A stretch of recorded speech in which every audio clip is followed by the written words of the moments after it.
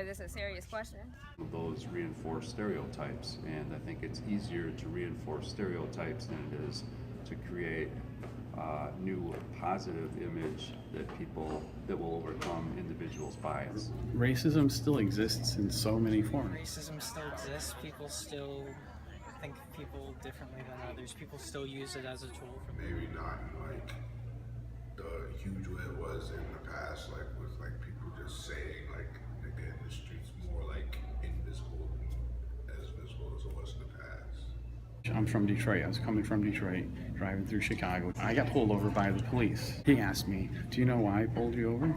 I said, "No, sir."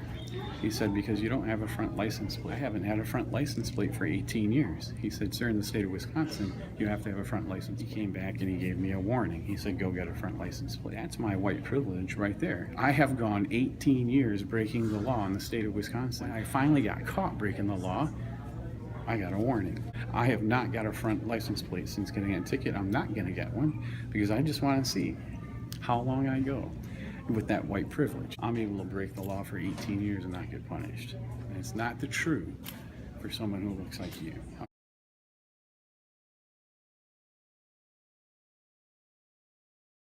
I think I almost got it, dude. You almost got it? Yeah. And now they spray paint the car with graffiti. This man who's driving by has seen enough. A friend of the man arrives and makes the call to 911. But the police are not coming, and these teenage vandals are not going to jail.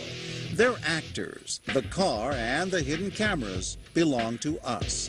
We wanted to know if anyone would step in and try to stop a blatant act of vandalism in a suburban parking lot. Our teenage vandals are loud and pretty brazen in broad daylight, yet people continue to walk right by. Yeah, I'm spray painting my own car. You're being sarcastic. Yeah. Don't do mine, please. I can't do it. Please, don't do mine. I promise I won't do yours. For nearly 3 hours, destroying that car and seldom being challenged. Is it yours? Is it yours? No. So why don't you just mind your own business?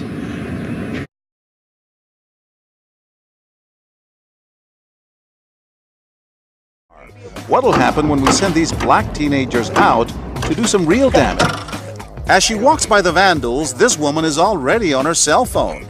Yeah, I'm at the Ridgewood Vet Pond, and by the walking path, there's a group of 1, 2, 3 kids. And right on her heels, this man, cell phone in hand. 911, where's your emergency?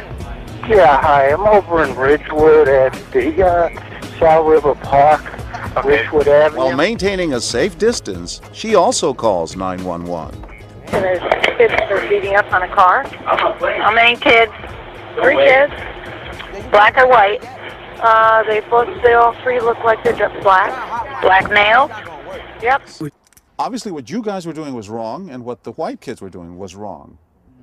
But the reaction was not the same. Imagine not the same. You know, they say, treat people equally, but, as you see, it's really still going on, There's many different types of racism. It's insidious because people really don't know where they stand. And I think sometimes white people feel like, yeah, we're liberal, but we're also very comfortable with the privilege we have.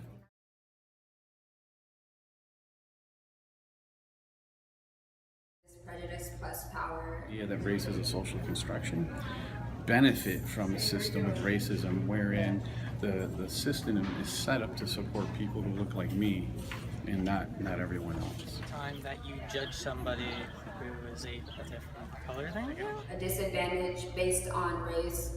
And not everyone's starting at the same place, coming into a structure that culturally wasn't designed by or for you specifically. An individual and a systemic system that's set up to place one race, which is a socially constructed idea, over other races. Someone else benefiting from disadvantaging other people. Way to put another race down based off of your own racial pride, I guess.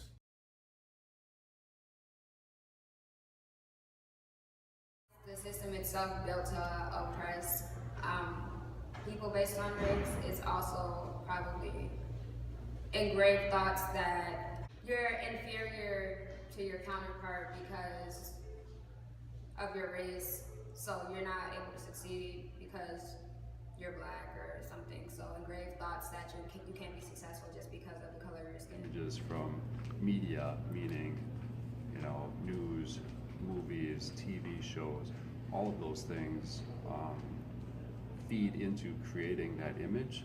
It's still kind of hard for a young African American to succeed in our little system. The most important thing is for people to be educated, be reflective, become aware of those biases, become aware of where they come from, and then be able to take action after they're aware. The system is built to oppress black people. Jim Crow, all of that. So of course, blacks have gone to have Schools play a role, and it's going to take us probably longer than anyone wants it to, but there is a real sense of I urgency. think the way people are treated in their everyday lives affects how they think in general. Somebody who's, like, say black might be told that they're not good at math and they won't think that they'll get a good score in math, so they won't try as hard, so the grades go down, or teachers might have some sort of bias against grading them. Institutional racism that's kind of like playing a part in the achievement gap. I have to say that just kind of comes from maybe there not being enough support trying to lift us minorities up, but there's more kind of holding us back.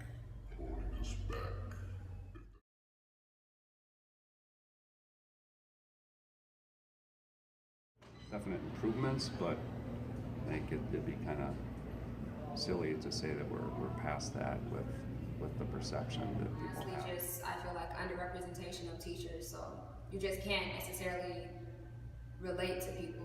Maybe sometimes it feels like nice to have people who look like you being your teachers. It's more institutionalized now. But the institutional racism, culturally and societally speaking, wherein it's very difficult for us to reconcile 400 years of slavery. I wouldn't say it's changed. There are different targets, certainly, and different people that the majority of certain people in certain countries would view as lesser than them. I would say that racism has changed in the sense that, like, there's no more whites only and colored signs like in restaurants, obviously. Definitely that have changed, but I think there's still bias and stereotype that feeds into those perceptions now. I wouldn't say that we're, as a society over that by any stretch of the imagination. And the red pill in the morning, I take it means I'm going to fight for justice that day. I can take that red pill for 57 years. But at the end of that 57th year, I could take that blue pill if I want. That blue pill means I can take the day off and I don't have to fight that day. That's the difference, is that as a white person, we can take that blue pill and take the day off from fighting racism and injustice every day. Someone like you can't take that blue pill ever. That blue pill ever. That blue pill ever.